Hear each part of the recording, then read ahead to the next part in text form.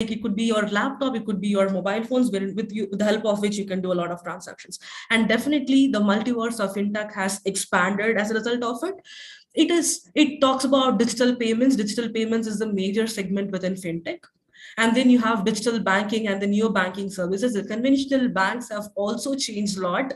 With the emergence of neo banking services, we have also reached to a lot of audience. The coverage of fintech or the financial services have definitely expanded. Even the individual or the independent wealth management services have expanded. Like that is wealth tech. You have a lot of wealth tech unicorns sprouting, or that already sprouted in 2020, even before COVID, and they provided sophisticated means of managing their assets, asset management services, regulations and policies. There are different regulations and policies across different geographies. With RegTech, there has been a convergence of all the policies, all the governance policies, and it has brought in a lot of built-in standardization processes. And then insurance tech. So there are protection policies for transactions that happen, domestic transactions, international transactions. All of this is possible with the help of fintech, with the help of technology playing an important role here. And I think lending is something that everybody knows, because lending was B2B earlier. It became B2C then. It is retail now. It is more retail. There is a lot of micro lending. There is a lot of peer-to-peer lending that happens. And there is a lot of innovation that has happened in this space as well. We also know about card aggregators, coupon aggregators that provide with better services for sellers. So these are some of the major companies that we have. Expansion has happened in all these places. Yes, in equity financing and remittances as well. In consumer banking, you have simple like companies, and then in financial research, with a lot of innovation happening. There is a lot of effort that is going into financial research. There is a lot of product that has come up, products in the sense that could reach everybody, that could reach the common man, right? You have companies like Cabbage. You have companies like, again, if you look at the right-hand side, that talks about major payment services like the PayPal, the Braintree, the VPay, that helps and that act as payment gateways to do a lot of transactions. And institutional investment-based services have also expanded. So there has been a tremendous expansion in this space. If we just talk about the numbers again, right? So a lot of investments have gone within fintech. Around 50 billion investments have happened almost on a year-by-year basis in the last 3 years within fintech. The CAGR, the cumulative growth rate, if you just look at the fintech services, it has expanded, or it has increased year on year by 28.5%. And 750 plus new fintech startups have been created every month. You wouldn't believe if I say that 2/3 of the transactions, it's like 66% of transactions that happen, they happen online. And 45% of existing banking roles have been disrupted by ML. ML is going to be the second part of the topic. We will discuss about how data science disrupts fintech, right? So that has definitely played a very important role. And then 2 billion increased democratization of banking, which means 2 billion increased customers are included on a year-by-year basis, on an annual basis within the banking system. This talks about the folks within the below the poverty, the BPL folks, or folks who have never used banking services, and banking now has reached, because of digitization, fintech has reached, and on a year-by-year basis, we are expanding by 2 billion again. This not only helps the customers, it also helps the companies, because if you look at the operational profits have increased by 30%, helps in reducing the expenses that the conventional banks had to go through, reduces overheads, reduces marketing expenses, reduces retention expenses, and helps in bringing in operational, improves the bottom line of companies as well. So this is a very good thing, right? So where more businesses like micro businesses are going digital, and they will go digital, and that is going to be the trend in the upcoming years, which paves way, or which says that, hey, there is a lot of opportunity for us to get into fintech. Now that we have discussed a lot about fintech, how can this happen, right? So if you look at this is a very interesting picture. Why is this an interesting picture? You see Alan Turing, the genius on the right. He's working on the Turing mission, which forms the base, which forms the fundamental for all the computational capabilities that could happen, right? And in the left, you see baby, which is nothing but the literal, it's called as baby, the first supercomputer, the baby of all the supercomputers, which helps in, again, solving a lot of problems, a lot of complex problems that the conventional techniques or the conventional computers, the classical computers couldn't solve for. Hence, this is very important. Okay, so hence digital revolution with the help of design hardware changes, with the help of circuit changes, with the help of code chip changes, with the help of all the development in the communication field and in the microprocessor fields have helped in reducing the size of the chips, have helped in bringing in better services for us, right? So hence the digital services or the digital revolution that happened in technology forms the basis for us to bring in more data science. So how is this related to fintech? How is this related to data science, right? So if you look at it, didn't we have logistic regression earlier? We did have logistic regression earlier. We had logistic regression even in 1960s. Logistic regression, to just give you some context, it was one of the primary classification problems or algorithms that helps in identifying between the good and the bad. It's basically a solver, right? So, but it was pre-existing. But why wasn't data science famous earlier? Because we did not have the computational capabilities, or we did not have the capabilities to bring in scalable solutions using such algorithms. Now that the chips have brought in, the chips have developed, we have a good revolution that has happened in the microprocessor, in the hardware area. We are able to have a robust infrastructure for us to implement any of these algorithms and then solve for complex problems that we could solve for earlier. Here, I would like to talk about each of them because each of them is going to be very important. They're also associated with data science and analytics, right? So quantum computing, okay. So we have IBM-based quantum computers that actually form the basis of quantum computing, which helps in evaluating or doing computations at the speed of light, right? So, and then you have AI, ML, and then data science and analytics. Analytics was pretty much descriptive earlier. It became predictive after some extent, and now it is prescriptive. So what does it mean, right? So we were just stating the facts earlier, before 20 years, and we started incorporating a lot of algorithms, and then we started doing some predictions saying that, hey, probably, right, the probability of this particular customer or this prospect joining this company is going to be 50% versus 60%. So that is predictive analytics that happened after descriptive analytics. And now with the evolution of data science, with the evolution of all the computational capabilities that we are able to solve for a lot of problems, we have prescriptive analytics. Prescriptive analytics is not even confined within fintech. It expands across different industries, be it healthcare, be it banking, be it communications. We have a lot of use cases that we could solve for. And data science, the prescriptive analytics is where we say that, hey, we have predicted this, and as a result of this, we are prescribing A, B, C options for us to solve, right? So these are the options, probably take them up and then fix your problem. That is prescriptive analytics. And we are already there, and we are making use of neural networks like the CNN techniques and the RNN, the recurrent neural network techniques, like methodologies to solve for, which are like deep learning methodologies to solve for a lot of problems. And then you have mobile computing. Mobile computing is where we have a lot of applications. It talks about the design, development, evaluation of a lot of mobile applications in the mobile app, which could help in addressing specific use cases. And then you have AR and VR. So this kind of bridges between the digital world and the physical world. So it forms the bridge between the physical world and the digital world.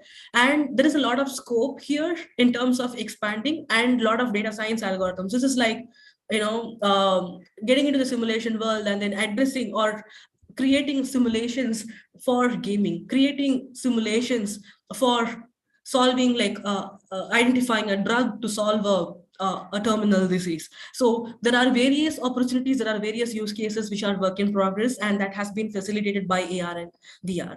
And then you have Blockchain is where your cryptocurrencies again come in, right? So you have cryptography, like encryption techniques which are used, and there are like a lot of cryptocurrencies in place which are secure form, quote unquote, to do a lot of transactions. And cryptocurrencies have also expanded a lot.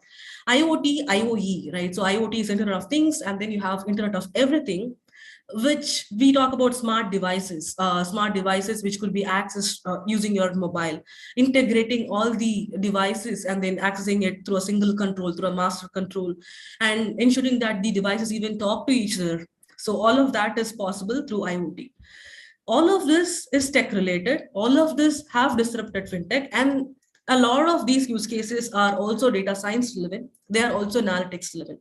What is the difference between even analytics and data science, right? So analytics is where you look at the data, you do an EDA, exploratory data analysis, to understand the problem, to gauge the problem, to assess the data, right? To prepare the data and to derive inferences and insights out of it. Data science is where you use different sophisticated algorithms, create libraries using tools like programming languages like Python to solve for different use cases. So they are, though they are all, they always come together, they are definitely different. Data science is a deeper version of it. Analytics is more exploratory, wherein you get the insights, you create inferences, and you pave way for data science algorithms to pick them up, solve them using the existing data science algorithms, or build your own libraries, build your own algorithms to solve those challenges. All right. So we spoke about fintech, how money grew, how financial services got digitized, and how fintech has tremendously expanded. On the other hand, we also spoke about the incremental computational capabilities that we have, right? So we have all the power with us. Now we have a greater responsibility to handle it properly and to use it for the interest of the society, for the right interests. Hence, with great power definitely comes great responsibility.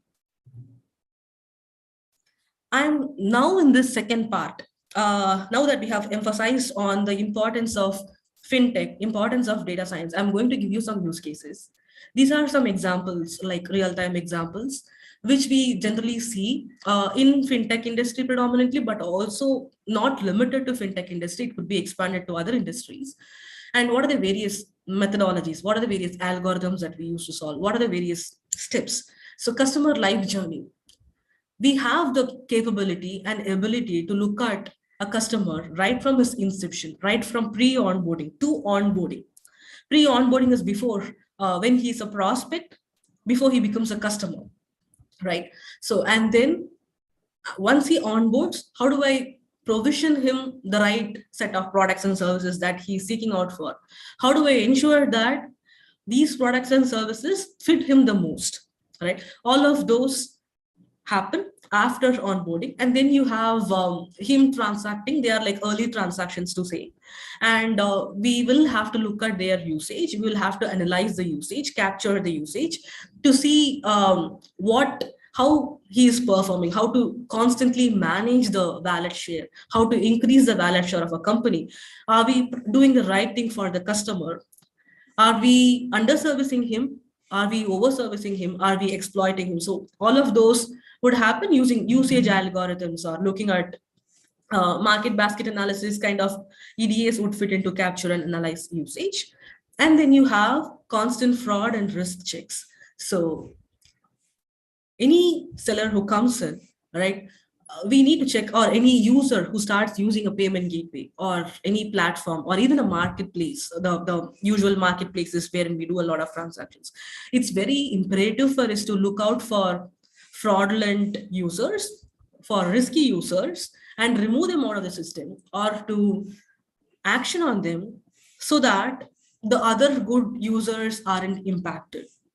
For example, right? So there are like a lot of use cases, right? So risk could be a business related risk. Probably the user is a very good user. He has been doing a lot of transactions. Let's say they are probably selling something using a marketplace, using a dominant marketplace. They have been selling a lot of products. However, because of COVID or because of some unprecedented challenges, their business model gets very risky. They are not able to satisfy their customers. They are not able to deliver the right products. They are not able to deliver them on time. All of those are different challenges. They pose risk to payment gateways because these payment gateways sit in the middle. They say that, hey, if you are going to transact via me, I am going to protect both the seller and the buyer. I'm going to provide all of the seller protection. I'm going to provide all of the buyer protection. Of course, I would have vetted them and I would have told them that, hey, I'm going to take care of the transaction as such. And if I don't check for fraud or risky transactions, I am going to impact the good customers or the good users. And it is also going to impact me revenue wise, the company revenue wise, because I have committed to provide both seller and buyer the protection. So fraud checks, risk checks are definitely very important. They are to ensure that there is a sanity around. So hence that needs to be an ongoing use case. And then revenue growth. How do I expand? I've been, the company probably, let's say that it has been doing transactions or it has been leveraging transactions in 70 geographies. I would want to expand to a few other geographies. How do I bring in a global expansion, a geography expansion? That could be one use case. Ways to increase the top line, sorry. Or expanding products, right? So I could probably do 20 different products or different customers. I would probably have acquired somebody and those set of products could also sit with me. And how do I ensure that we expand through products? And then you also have revenue growth, wherein you look at the lifetime value of this user. So how far is the user going to be good? How far is the user going to be servicing with this? So how do I look at the lifetime value of the user? All of these are very important when I look at a life journey of a seller. And then if you look at the right, you have customer acquisition programs, you have customer retention programs, you also have customer expansion programs, which could be used to look at the lifetime value of the seller. And all of this would impact the stakeholders or the shareholders directly, which would impact the firm value. Hence, customer life journey is going to be very important in the sense you have to look at every use case that is associated with each of these steps within the journey of a customer, and what are the various ways of taking care of them. Let me take a pass here to see if there are any questions, if there are any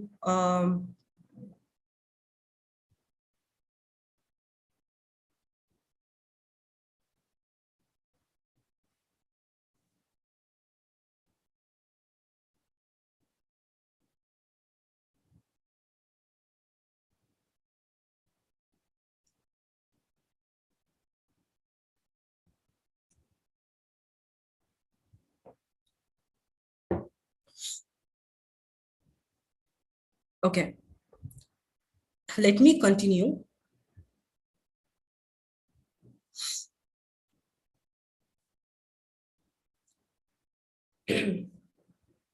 Let's go to this, right? So here we actually spoke about effective onboarding. So what are the various use cases here? Effective onboarding. So at the time of onboarding, there could be challenges associated with risky URLs.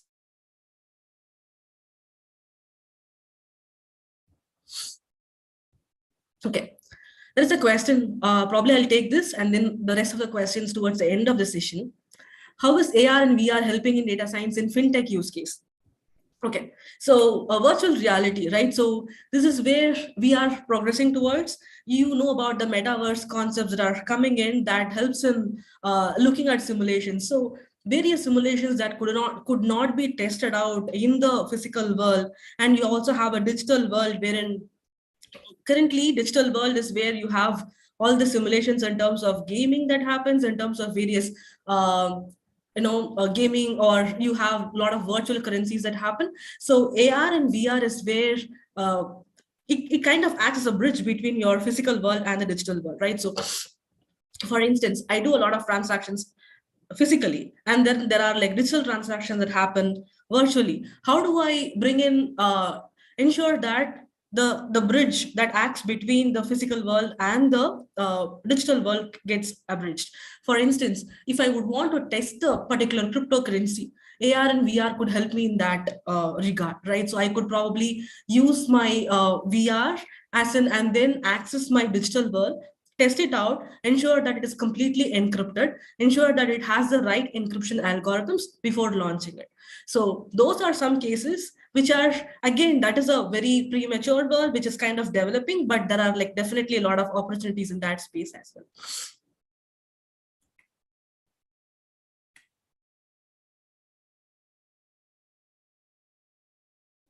Okay, so here we were talking about the effective onboarding, right? So there could be attacks that come in through bots. So a lot of transactions would have, let's say that I see only 10 million transactions happening on a day, but I see 50 million transactions happening all of a sudden.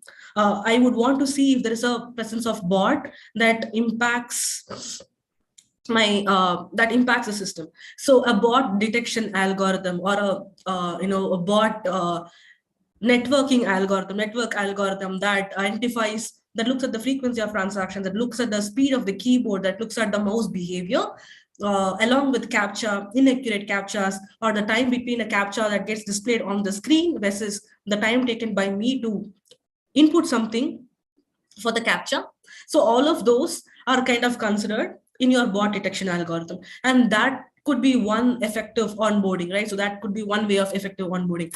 The thing is, it was possible for us to handle everything offline, in a sense, offline through physical transactions or getting the data, getting the documents, vetting the documents, getting the physical documents and then validating it to some extent. But with the volume of transactions that we are talking about, any payment gateway wouldn't be able to service or wouldn't be able to service so many customers in person, which requires for us to build something automated, and data science plays a very important role there. Not only that, right? So risky URLs, probably there could be a lot of URLs which are genuine URLs. There could be URLs which could be probably registered with cheap registrars, and they could have a different domain names.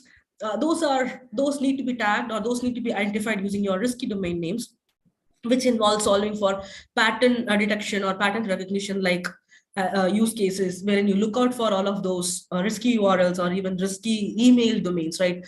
Emails could have like gibberish names, and all of those need to be identified. So, and this needs to happen at the time of onboarding, or even before the time of onboarding, before the time of the account creation, so that we weed out the bot like bad users and ensure that we protect our system from those attacks, right? That could be another example. And automated provisioning or early servicing. There could be users, that could be, let's say, users who do a normal 20K or a 30K transaction per month or annually, versus there could be users who do 2 million, 3 million, like huge transactions. There should be a way for us to differentiate between them, to identify who is good, who is bad, or who is good, who is the best, who has the highest value potential, who is good, but they might not have a lot of value potential, right? So they could be doing usual transactions. So differentiated servicing, or differentiated way of looking at all of those who come in, which could happen through clustering like algorithms. You have various types of clustering, like you have the aggregated way of doing it or the divisive way of doing it, but clustering helps in grouping all the users who come in into different groups for us to understand each of them separately, so that we are able to provide them with the right set of users, set of services. Even when an iPhone or an Android gets launched, not everybody is going to buy that on the same day. So if you look at the entire geography, it is very heterogeneous. So identifying the innovators or the groups that are more inclined towards buying them at the day of launch, versus identifying the users who would buy them when the product is mature in the system, when the product evolves within the ecosystem. So it will help in reducing our marketing expenses. It will help in targeting the right set of folks. It will also help in providing them with the right set of servicing. That's just an example, right? So this will also fit into your fintech, wherein you can provide credit products to those who deserve or who are in need of credit, and you can provide card related services to those who actually need card related services. So that is possible using data science, using clustering like techniques, or any classification, right? So any classification or any grouping techniques. And then usage, again, market basket analysis, like the RFM analysis or the recency frequency monitoring value, wherein you look at how many transactions happen through this particular payment gateway, and what is the average payment volume that happens on a daily basis, and how frequently are they doing it, what is the monetary value, and what is their riskiness, are they good, are they risky, etc. So looking at that together and looking at their correct utilization and comparing that with the expected utilization, identifying the gap over there, doing a gap analysis will help in addressing them, saying that, hey, you have probably utilized only 20% of the product. Is there anything that you need? Is there any incentive that you are waiting for? Or how do I help you? This is, hey, you have used 90% of it. Let's say 90% of all the transactions that happen through us. How do I ensure that I provide you with additional services, additional products, digital products, fintech products, so that I help you better? Can I provide you with other wallet services? Can I provide you with other provisioning, like other product provisioning, etc., other card provisioning, other coupon provisioning, so that it helps you helps you improve your business. It also helps my company. So all of those could happen using such algorithms within the capture and analyze usage part. Fraud risk checks, I already spoke about it. Fraud is where you identify fraudulent folks with probably malicious intent. Risk is where you also look out for the business changes, the macroeconomic changes, the regulatory changes. You look out for their financial stability, their cash flows, their quick ratios, current ratios, etc., and ensure that, okay, they are not going to be bankrupt in the next few years. They are not going to be insolvent in the next few years. So even if we protect them through our protection policies, it's not going to be challenging, because there have been cases when huge companies like the Lehman Brothers, right? So they went kind of, they broke, or there are companies that broke or become insolvent. How do you handle such cases? So that needs to be financial health check of any company needs to be done constantly. And again, revenue growth and success, lifetime value, there are like CLV models, the LTV models, the lifetime value models, or the customer lifetime value models, wherein I look out for their probability of being with me for the next 10 years.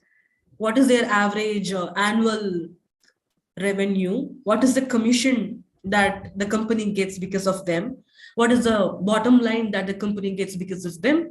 And what is the probability of them to take additional products, and what is their growth rate? If they are at $100 today, with a 10% growth rate, they are going to bring in more revenue to me. So how do I assess that, along with the discount rate analysis, etc., and how do I provide them with the right services? So each of these steps that you see in a customer lifetime journey would get impacted with all of these data science models or data science algorithms. Okay, in terms of data, right? Transaction level data. Now that we have a lot of computational capabilities, it gives us a privilege for us to use or build transaction level risk models, transaction level revenue models, to identify probably 10 transactions out of their 15 transactions are good, whereas the remaining 5 transactions have gone to a different geography or a risk-prone geography identified by the company. So how do we handle that? How do we assess their behavior? So all of those at transactions level, which is the most granular level, can happen. And then you also have account level models. So in spite of them doing a lot of transactions, all of them would tie to a particular entity altogether. From an entity standpoint, how is this entity performing? How is this particular company performing? They do transactions across different geographies. They do transactions which are both risky, which are not risky. But how is the company looking like? Are they fraudulent? Are they revenue driven? Are they growing? Do they sit in a company, or do they sit in an industry which is also growing? what is the frequency of them to make payments? Are they who is I mean, how are they managing it? So like, all of those information would help on looking at account level information would help us. That level of data would help us assessing the company at an entity level. You also have network level. I might be good, and what is my network, right? So network in the sense, if I am probably a seller, who are my buyers? Do I have good buyers? Do I also have collusive buyers? Right, collusive buyers, the seller could also act as a buyer. So that could also be those cases. And how is my network, right? So who are transacting with me? And are they going to ask for more fraudulent refunds, claims impacting my business? And how do I ensure that I have a very good network? How do I prune my network? How do I strengthen my network in such a way that I transact with the right folks, with the right intended folks, with the right folks who are eligible to buy the product or to do the transactions, right? So network level analysis is also possible. There are different hops that we say, and data science computations are generally measured using order. So if there are like two hops, it's like in the order of n. So we can do n number of n hops now, thanks to our computational capabilities again. There are graph theories.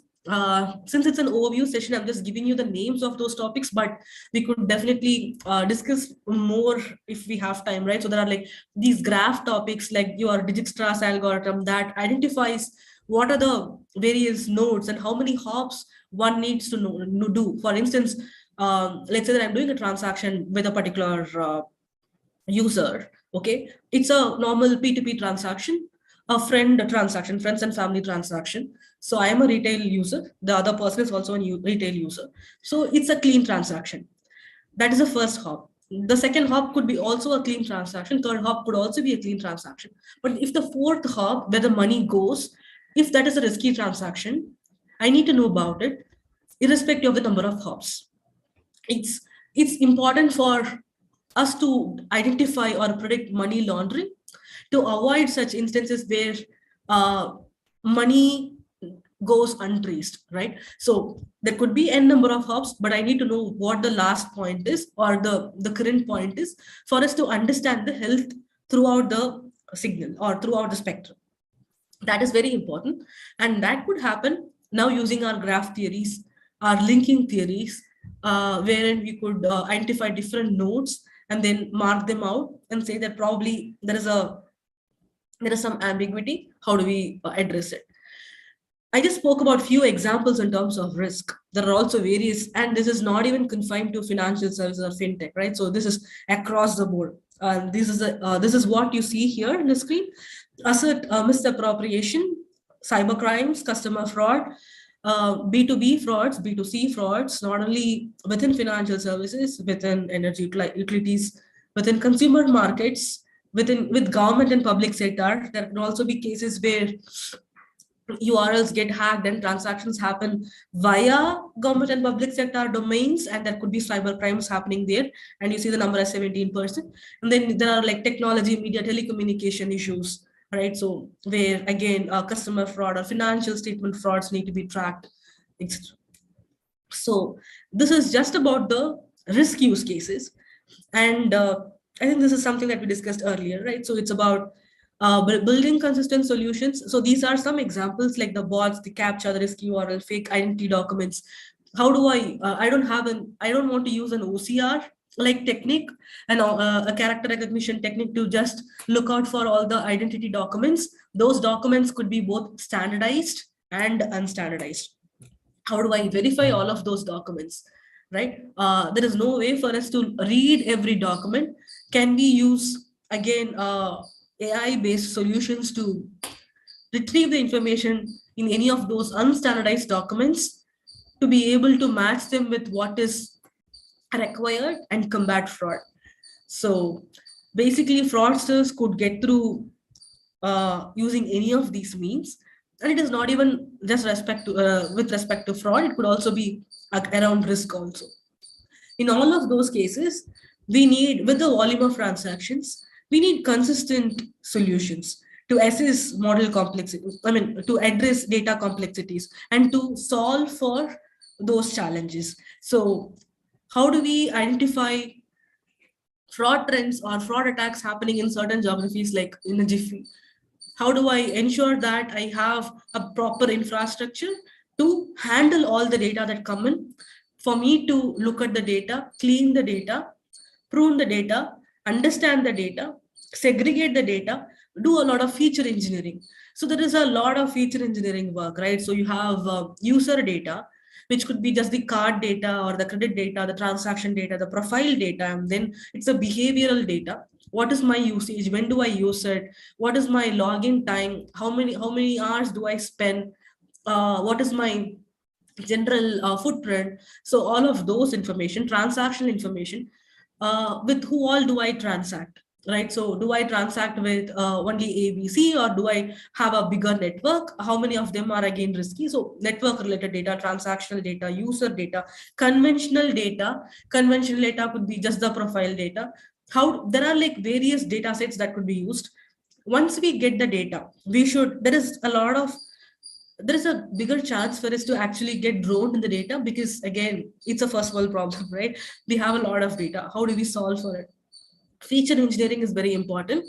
Feature engineering is where you fabricate the data or look at the data and ensure and identify the right set of data points which are available for the machine learning.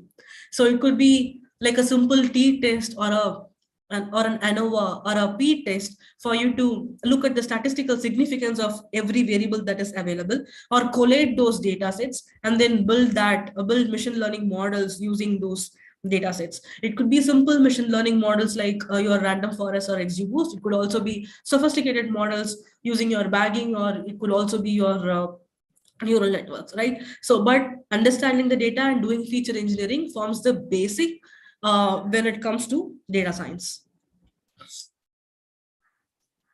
So there could be this case, right? So wherein there is a sender, that there is a receiver. It's not only about just looking at their identity documents or who they are. It is also about understanding their intention. So there could also be users who come through the system who stay dormant for, let's say, 2 years, and then they probably disguise themselves to be like good folks, but they create implicit challenges to the system. How do we verify their intention?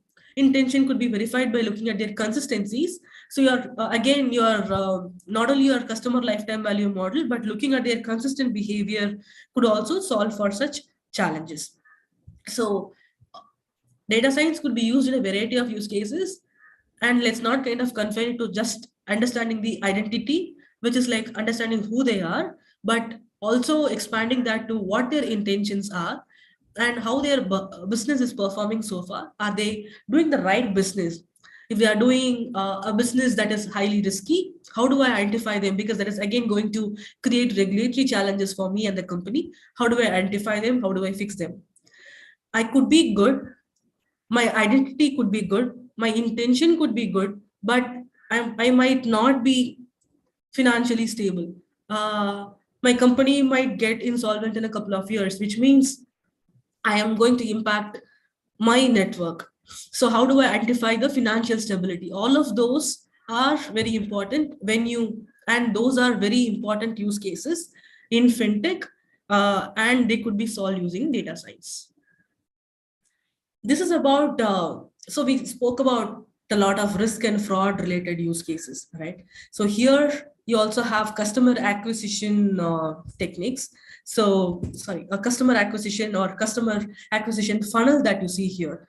So it starts with awareness, and then it becomes interest. So whenever there is a plan to expand or launch a new product, we just need to create an awareness about the product first. We need to tell them that there is a product that is getting launched, and let's keep the customers aware of it. And then we need to gauge their existing interest, see if there are other similar products that are being used, and how do we inculcate this interest around this particular product that I am launching with the prospects. And then consideration, how do I ensure that they consider my product as one among the other products? and then understanding their intent or building the intent with those prospects to ensure that they are ready for the next stage, which is where I will evaluate them for their readiness and then convert them into a customer. There is a lot of, okay, if you look at what was happening earlier, we used to spend a lot of marketing expense, or bigger companies used to spend a lot of money towards marketing, predominantly because it was blanketed marketing, wherein the inclination of a prospect was not understood, right? Which again automatically resulted in very reduced acquisition rate or response rates or conversion rates. Conversion rates is where the probability of them getting converted from a prospect to a customer, that was very less, because we did not reach the right folks. How do we reach the right folks? I don't have to reach 100K folks. I can probably reach 10K folks, but I need to reach the right set of audience. My customer acquisition model or customer propensity model, it could be a simple algorithm, right? So it could be a simple logistic regression or anything, right? But understanding who would convert by looking at their inclination, looking at what they have been doing, like looking at who they are, how many transactions are they making, are they ready for this product, will they take up this product if I reach out to them? That is very important. So customer acquisition or propensity models could help them. That is on one side.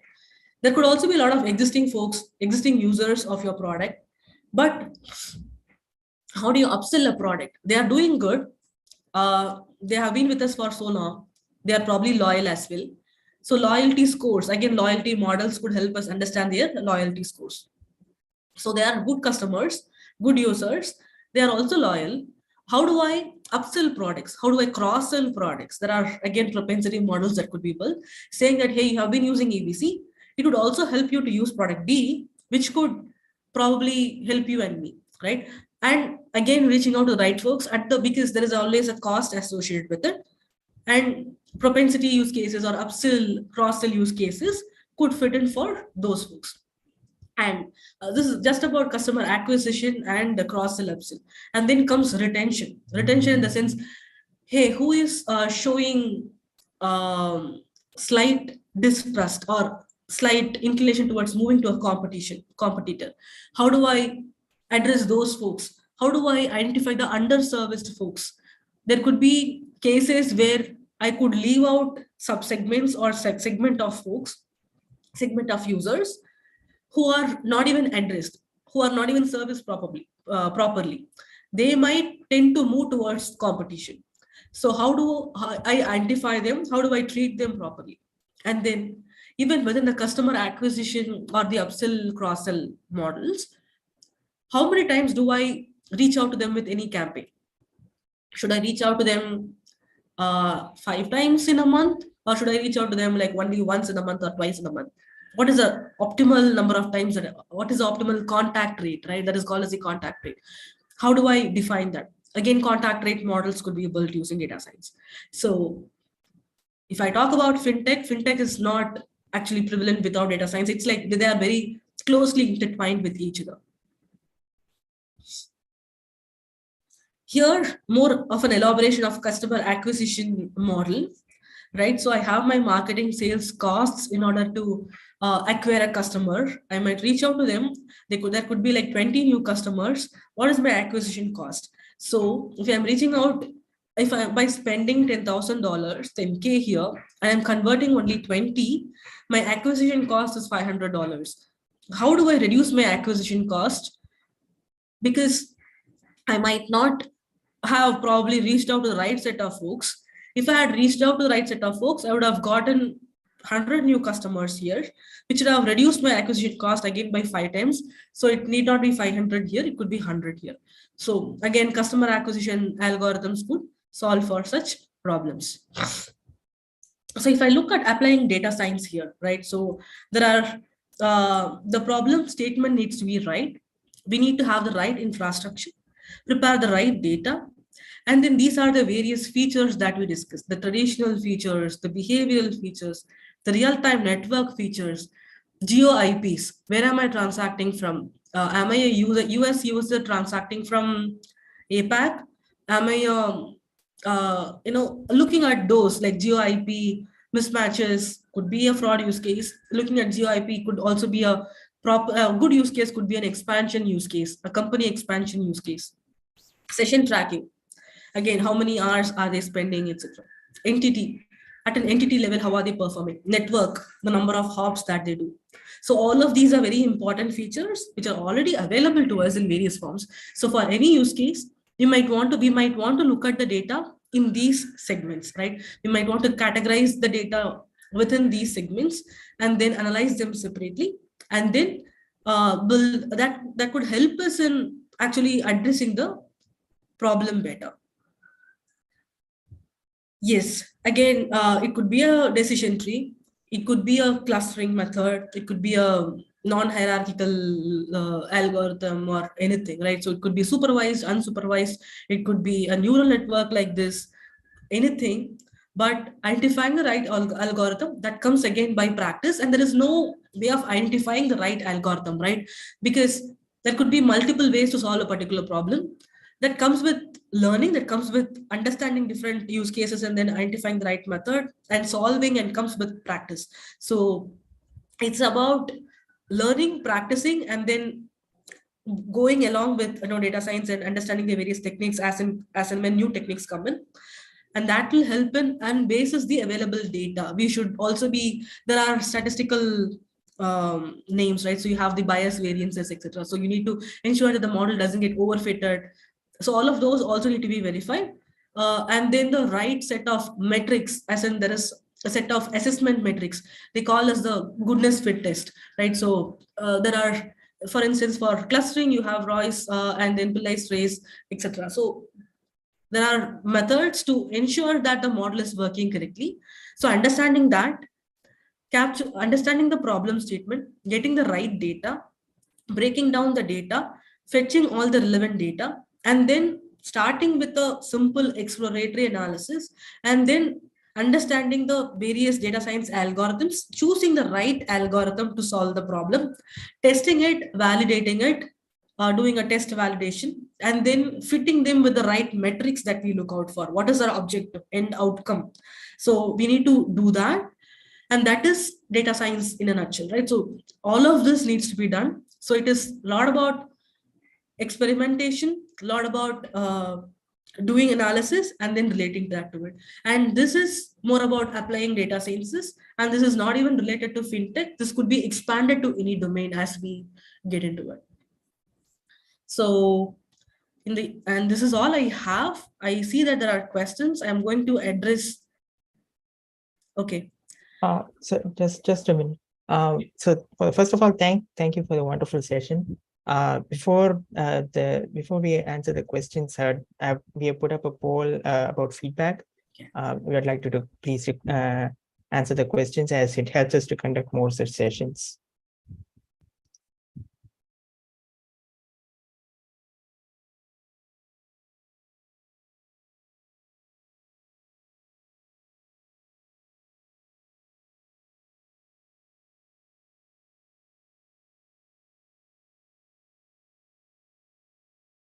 You can start answering questions now. Sure. How do you flag or model fraudulent behavior upfront? That's a good question, right? So it is by looking at patterns. Data science is all about looking at patterns. So there could be similar patterns that come in. For instance, even though a user could be a new user, he could exhibit certain traits. We could make use of external data sets. We could make use of the data that is available at the time of onboarding, relate that to what is already existing, and then do a comparison, which is like pattern matching, which is where you train the model, that is called as training the model, and then identify fraudulent behavior upfront. So these are the traits that fraudsters exhibited at the time of transactions. We miss them out at the time of onboarding. So I'm going to overlay that on the new users who are coming in. The probability of them to be fraudulent is higher because whoever that we have seen so far have exhibited similar behavior. So that is how you do your analysis. And it is definitely difficult for us to do it on newer users than on existing users wherein we already have a lot of information, right? So that could help us. It's an interesting question. The next question is an interesting question. Dijkstra's or NHOP algorithms are generally used in linking, right? So it could also be, or any which ways, various variants are already used in cryptography in your encryption algorithms. But if you look at the Dijkstra's or NHOP algorithms, their common use case could also be like this, right? So identifying the minimum distance to transfer a product from node A to node B. So let's say Uber does it, or your Swiggy does it when it has to deliver products to n number of folks within 45 minutes. What is the right distance, or graph theory is being used there? So how many nodes should I be covering? And what is the most optimal route that I should be taking to reach all of these distances or reach all of these nodes within the mentioned time? So that is a very common use case that can definitely be extrapolated to blockchain enabled transactions as well. With increased focus on data privacy, how sustainable is the data gathering process which acts as a fuel for ML algos? Okay. Data gathering process it cannot go away because data science cannot exist without data, and data gathering process is very, very important. You have like primary way of gathering it, secondary way of gathering it. Primary is generally through surveys, experiments, which is more reliable, but it is not scalable.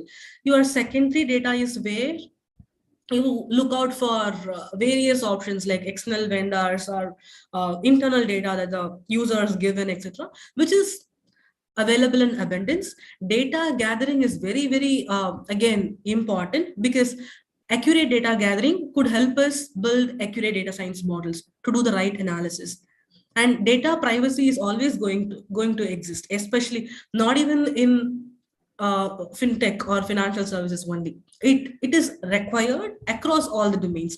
You have FCC-based regulations for communications, and industrial data are also need to be protected. Data protection is going to be important. So within the spectrum of data privacy, data gathering would be like very important. Data privacy would ensure that we gather data, we store data properly, we store data more privately in more secured fashion. But data gathering is definitely a very important thing for data science as well. I think the second question, as in the third question, in terms of how do we identify a fraud transaction, is related to what we discussed earlier, right? So fraud transaction need not be just by looking at their losses, but in terms of how they behave with the other users. Let's say you go to Amazon, you buy a product, you set of products, right? So if the products do not get delivered to you on time, we need to check the intention. It could be a genuine intention where the product got dropped somewhere. It could also be the case where the seller did not ship the product at all. So a fraud transaction could be it could be a lagging indicator. It could also be a leading indicator, wherein you could look out for their intention, look out for all the metrics that we discussed earlier to determine if they are good or bad. Which algorithms?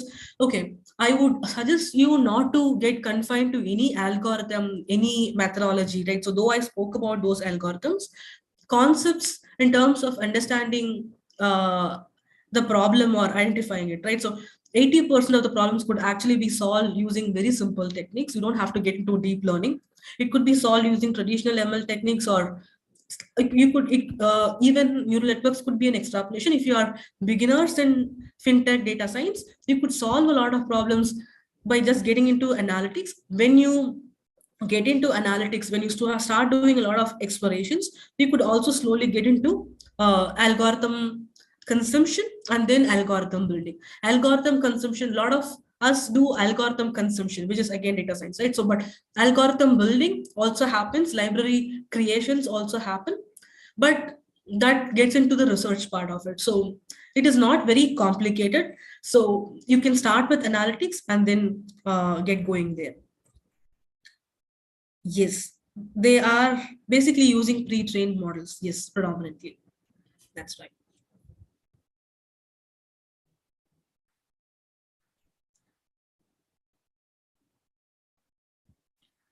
Can you share some tips to feature selection for building models? Absolutely. I could do that. So you have discriminant analysis, or the techniques like where you create principal component analysis, when there are like a lot of variables, lot of individual features. How do we even track them? How do we even verify them, right? So you then look at them from a component perspective. There could be 1,000 variables, but condense them to top 15 components, right? Component could be a fraud component, or intention component, or transaction component, their online behavior component. So combine all of your features into it. So feature engineering in itself is an ocean, right? So there are like various techniques that you use. It could be a simple, again, an ANOVA or a t-test or a p-test, but it again gets into even using techniques like random forest to identify the top ones, discriminant analysis like techniques, and your factor analysis like techniques. So you could use all of those.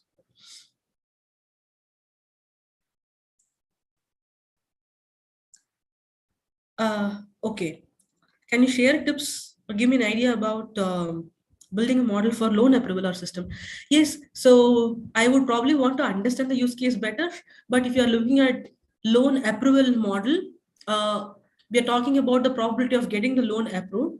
So it means who is eligible. So defining what is eligible, who are going to be eligible, like tenured customers, or folks who have been who have this kind of an income, and who have been paying taxes, who have, if it is a business, probably it's about the size of the business, the tenure of the business, number of employees, the locations, the if it is listed or not listed, right? So you might want to look at all of those. I could probably provide you details on that if I have more information offline as well. But yeah. Can you share some articles or videos on foundations of analytics? Vidya actually has a lot of foundational articles on machine learning. I could also share anything on the top of it offline, Patrick. I can do that.